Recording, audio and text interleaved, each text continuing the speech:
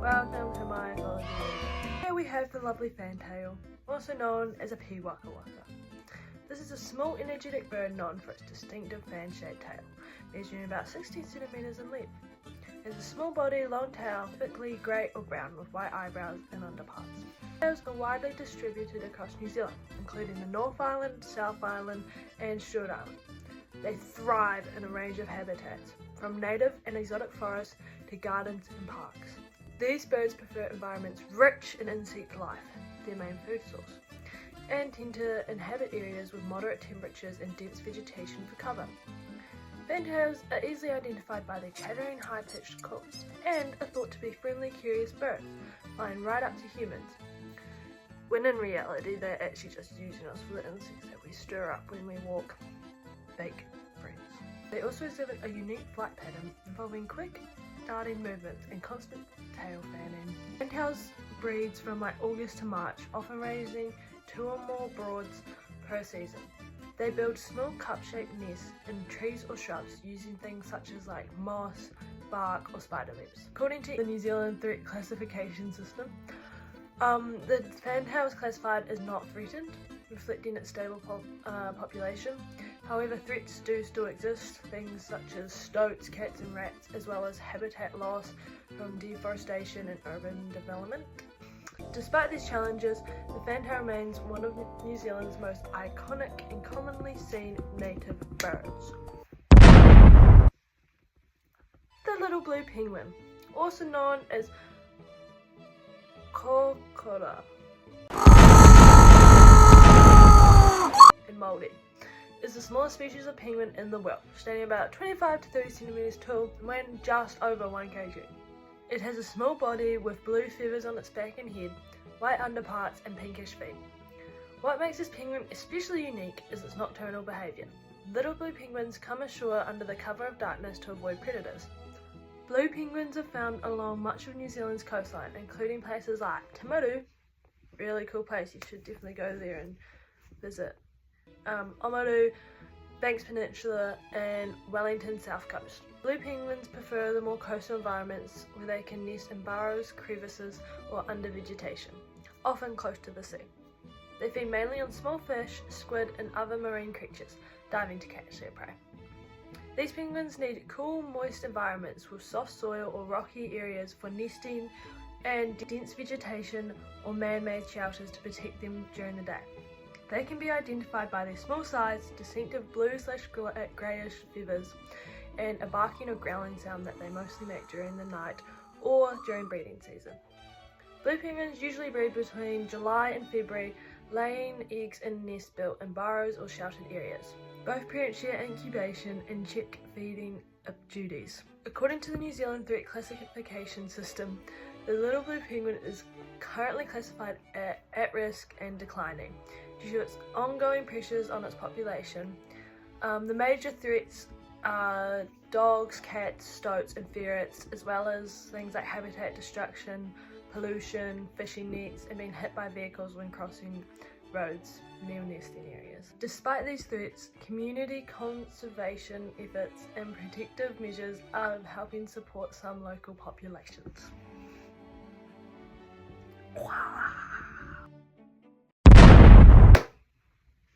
Number 3 on the fauna list, we have the South Island robin, or tūterewa.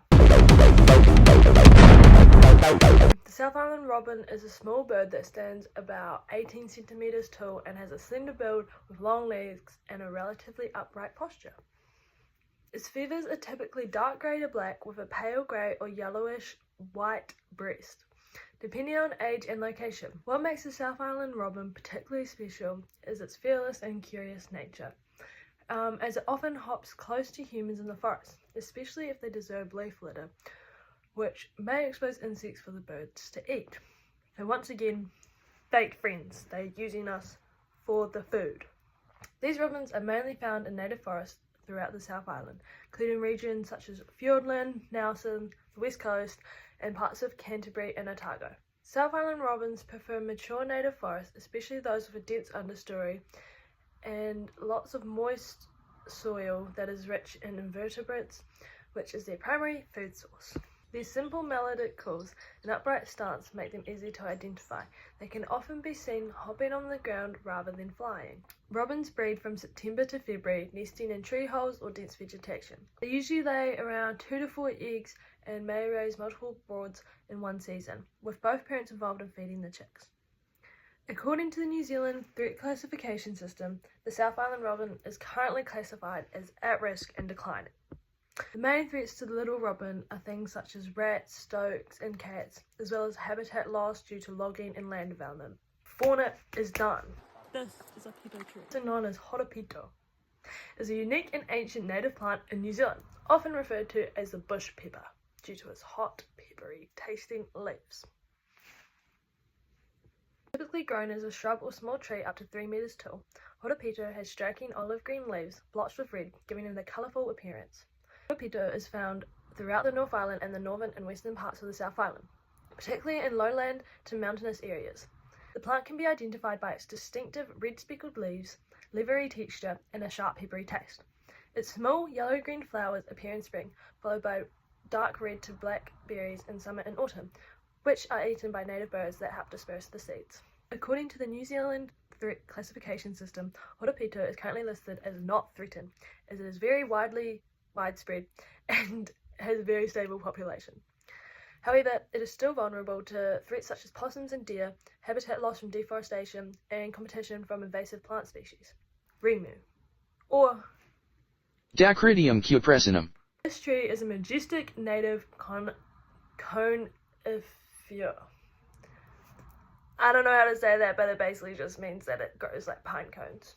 Anyway, it can grow up to 50 meters tall and live for over 1,000 years, with a straight trunk and weeping, drooping branches, often covered in fine scale-like olive green leaves.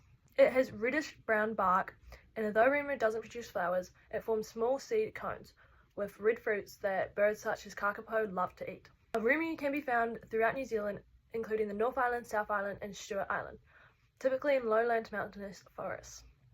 It flourishes in cool, moist environments with deep, fertile, and well-drained soils. It is a slow-growing species with male and female cones, usually found on separate trees. Seed production is irregular and can take several years, but the seeds are vital for native bird species. Rimu's life cycle includes pollination by wind, seed dispersal by birds, with seedlings establishing best in shady understory of mature forests. According to New Zealand's Threat Classification System, Rimu is currently classified as not threatened, thanks to its widespread presence and regeneration in protected forests. Woo! Okay, number 3, flax, or harakeke. It is a striking, iconic native plant, easily recognised by its tall sword-like leaves that can grow up to 3 meters long, and its towering flower stalks, which can reach 4 meters high. These attract nectar-feeding birds such as tui and bowerbirds.